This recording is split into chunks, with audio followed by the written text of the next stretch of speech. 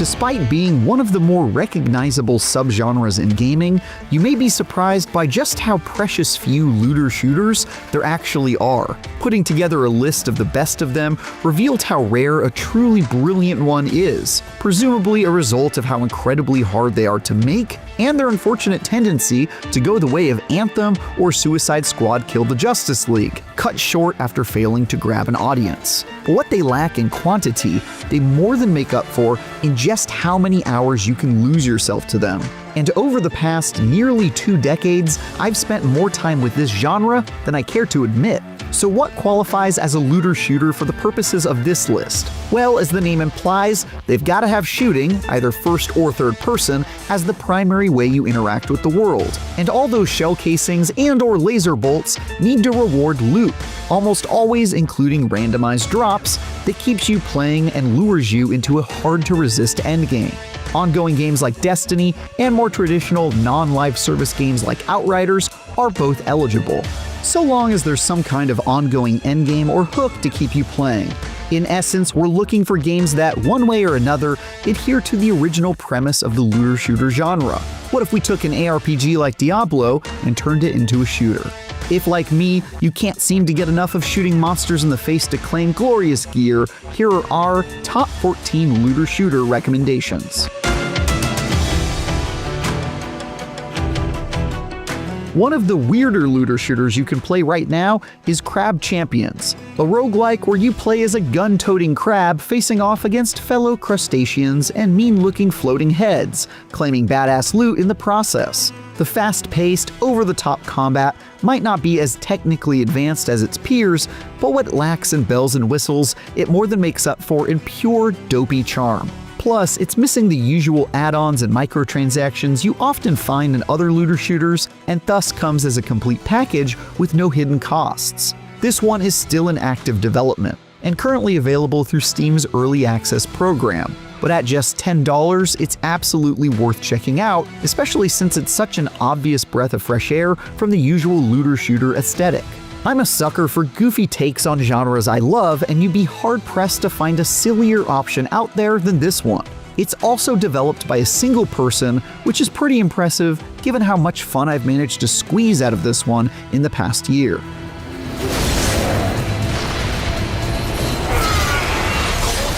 One of the more underrated shooters I've played is the Shadow Warrior series, specifically the reboot that kicked off in 2013, which continues to experiment and reinvent itself, for better or worse, with each iteration.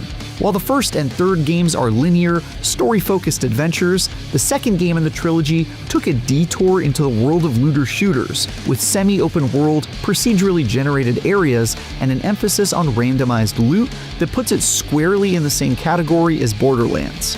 Shadow Warrior 2 is very tongue-in-cheek, despite the fact that you spend most of your time tearing demons into pink chunks like something out of Doom. And my friends and I spent over 100 hours giggling as we grinded for loot and enjoyed the series' unique brand of lowbrow humor. Gunplay is nothing to write home about, and the build crafting is definitely on the more simplistic side that makes it feel like less of an RPG than many of its peers, but it's still quite a good time, and one of my favorite turn-your-brain-off games when I just want to wail on some ugly-looking monsters.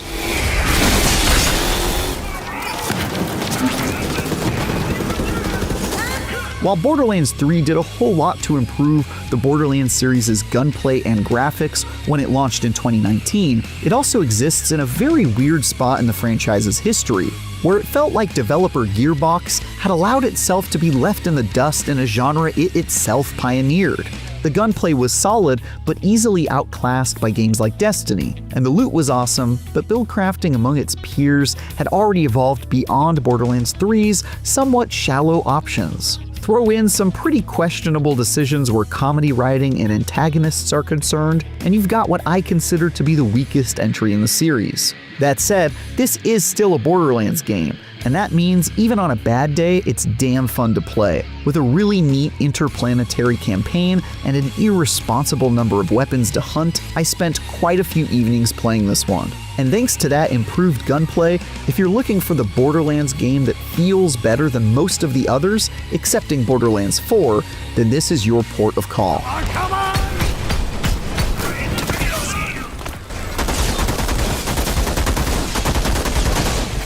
People Can Fly's foray into the looter-shooter space may not have been the most original iteration, notably taking quite a few cues from the likes of The Division, but it remains one of the more memorable looter-shooters on this list. As supernaturally powered warriors, you'll run around turning raiders into gobs of meat while claiming loads of loot.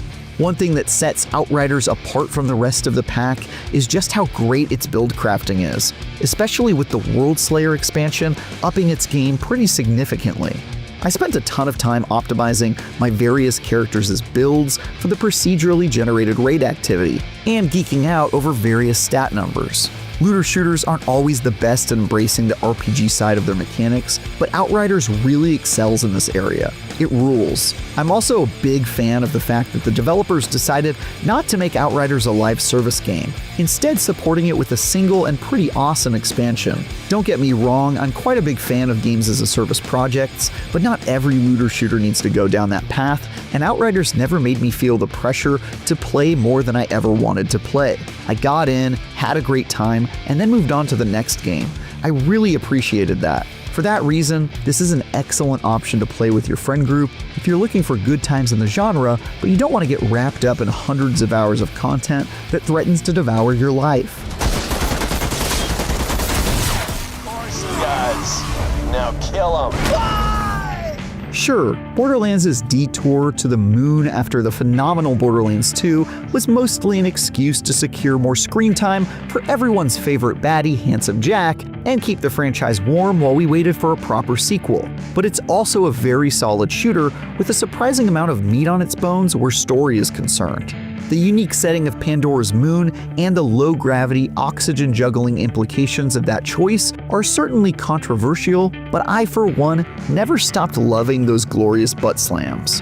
Really, the pre-sequel's biggest sin is that it does almost nothing to evolve the series, instead feeling more like an elaborate expansion of Borderlands 2 with low-gravity environments. But more Borderlands 2 really isn't such a bad thing, and this one still holds up to this day.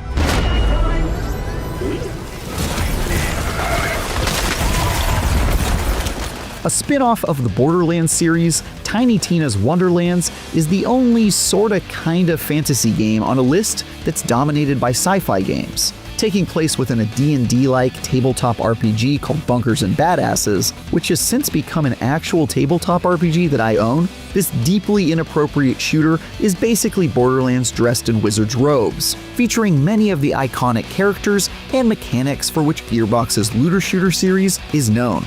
It takes a few risks here and there, with things like the overworld map that helps your journey feel a bit more like a proper tabletop adventure, but otherwise plays it extremely close to the blueprint established by the mainline series. I really enjoyed my time with Tiny Tina's Wonderlands, but it ultimately sits quite a bit below the best entries of the original series just based on how much it borrows, as well as the fact that it fails to live up to the comedy chops of the likes of Borderlands 2. More on that later. Still, if you're looking to sink a ton of time into a wonderfully silly shooter that sets itself apart from the rest of the pack with a unique fantasy skin, this one's very easy to enthusiastically recommend.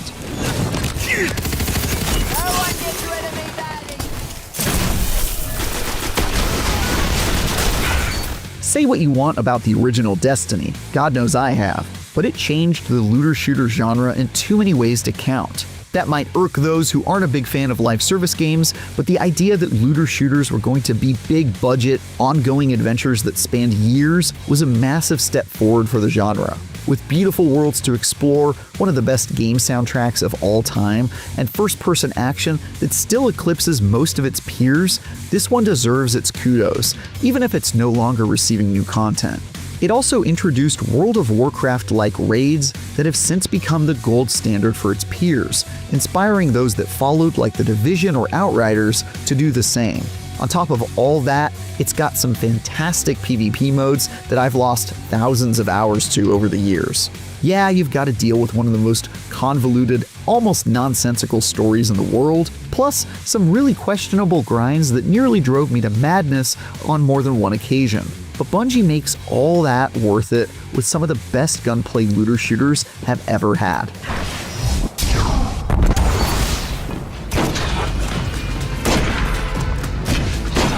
As the progenitor for many of the ideas that came after, the original Borderlands game deserves its roses for being the first of its kind, or at least the first massively successful one. Now over 15 years old, it definitely has its rough edges where gameplay, environment diversity, and other bells and whistles are concerned, but Gearbox managed to pull off what no one had before, turning a first-person shooter into a Diablo-like ARPG that was actually fun to play. The 4 Vault Hunters are iconic, having passed into legend at this point, and are a lot of fun to build into, and their quaint adventure through the deserts of Pandora is one I'll always remember fondly, despite its hilariously bad ending. And though Borderlands definitely felt like a prototype of better games to come, it also had some surprisingly good comedy writing, and DLC support that kept me playing with my friends years after its debut. In 2009, when expansions of this kind were rare and the looter-shooter genre didn't exist, Borderlands paved the way for everything that came after. Grenade! Watch my 6-mile reload! I'll give you some cover fire! Soldier down over here! Now we're getting to the real heavy hitters, starting off with one of the greats of the life service shooter, The Division 2. This was one of the best experiences to be had in the space, with tons of great loot, some of the toughest raid activities ever devised, awesome build crafting, and the absolutely stellar dark zone mechanics that add a mini extraction shooter right in the middle of your co-op game. The Division 2 built on just about everything its predecessor did well, and then some. It also fills a niche of more realistic looter shooters with its dark, post-apocalyptic world where you're fighting other humans instead of aliens or monsters. Sometimes this results in odd things like a guy in a hoodie surviving a dozen shotgun blasts to the head, but if you're able to put aside just how weird that is, you're in for a good time. Best of all, both of the games in this series have a whole lot of content to dive into, much of which still has an active player base to engage with.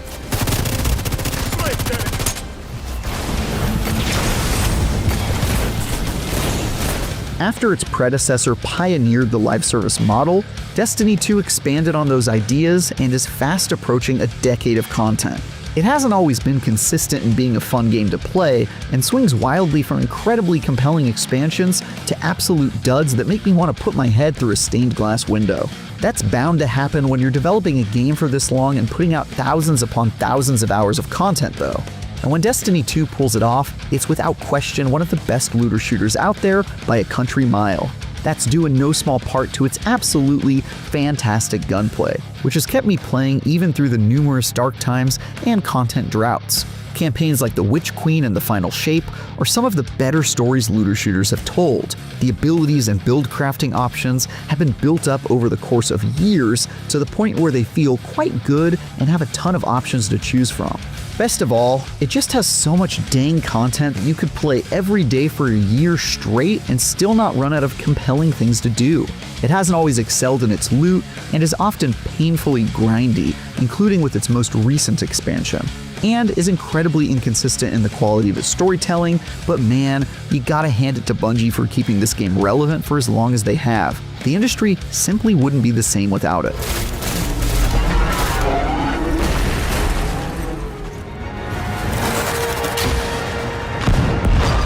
Okay, technically Warframe is more of a looter slasher than a shooter, but it would feel downright weird to not include it in this list given its influence over the genre and incredible amount of overlap.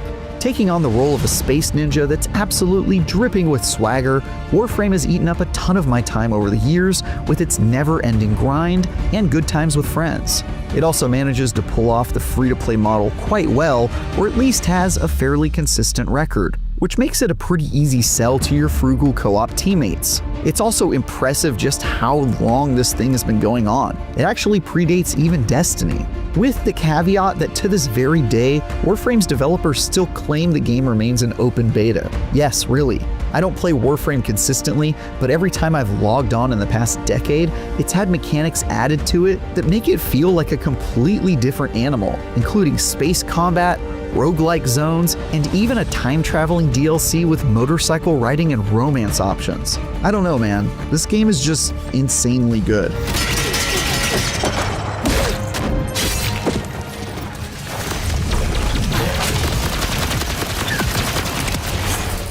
If you haven't yet heard the news, Borderlands 4 is out now and is one of my favorite looter shooters of all time. Even this early into its lifespan with plenty of bugs, performance issues, and general wonkiness going on, this massive open-world reimagining of the series represents a massive leap forward from Borderlands 3 that takes some interesting risks that overwhelmingly pay off, like a more grounded story and an entirely new setting in Kairos that steps quite away from the familiarity and nostalgia of Pandora. It also makes some pretty stellar improvements to gunplay, specifically where mobility is concerned, and gliding and grapple hooking around with friends as you blow things up with the most ridiculous arsenal imaginable has been and will likely continue to be one of my favorite experiences in 2025. Borderlands 4 might very well go on to be even higher on this list, possibly even taking the top slot once various patches and content drops address some of my nitpicks with it. But even now, it's already stolen my heart and over 60 hours of my time. The future for the Borderlands series is looking quite bright, especially considering there's already a whole roadmap charting out the next 6 months of content, which includes a new playable Vault Hunter.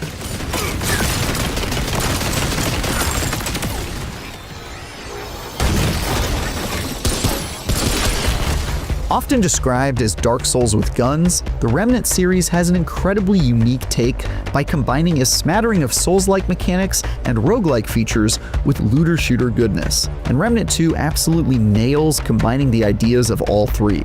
I should caveat this by saying that me categorizing Remnant 2 as a looter shooter will be controversial, primarily because this is the only game on this list that doesn't have randomized loot or a grind that requires completing the same activities a bunch of times, both hallmarks of what makes the genre what it is. Instead, you take on significantly challenging activities, and once you manage to beat them once, you get guaranteed loot that removes any need to replay it again.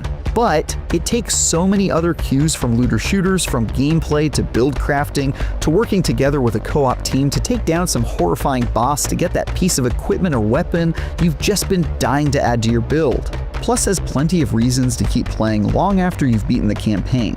The fact that it bucks some of the trends found in most other looter shooters, specifically the need to grind, might actually be one of the reasons this one ranks so highly for me. Remnant 2 was one of my favorite games of 2023 after all. If you haven't played it yet and you're a fan of looter shooters, I cannot recommend it enough.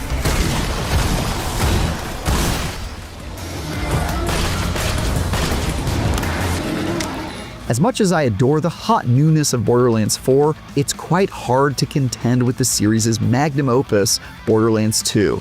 It is still hands down the best looter shooter we've got, with an almost unbelievable number of weapons, some of the best comedy writing in gaming history, tip of the hat to good old handsome Jack. Hey, you think you'll freeze to death out there? No, probably not. Bandits will get you first. And a story that's surprisingly emotional right when you expect it to be silly and shallow. I spent more than 1,000 hours in Borderlands 2 back when that wasn't really a thing people ever did with games that didn't have competitive multiplayer matches. Obviously, this game is over a decade old and so doesn't quite hold up in certain areas like gunplay, movement, or build crafting.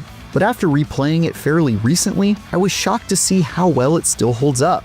And where the original Borderlands game was the one that spawned all the looter shooters to come, Borderlands 2 was arguably even more influential in its impact on the genre, refining the concepts from the original and implementing new ideas that would later be iterated on by its peers, like how its endgame treadmill went on to inspire Destiny, Warframe, Outriders, and others. That was a nice speech back there, Lil. Really tugged at the old heartstrings. And there you have it. Those are our top 14 looter shooters you can play right now. Which is your favorite? Any good ones we missed? Sound off in the comments to let us know. And for everything else, stick with IGN.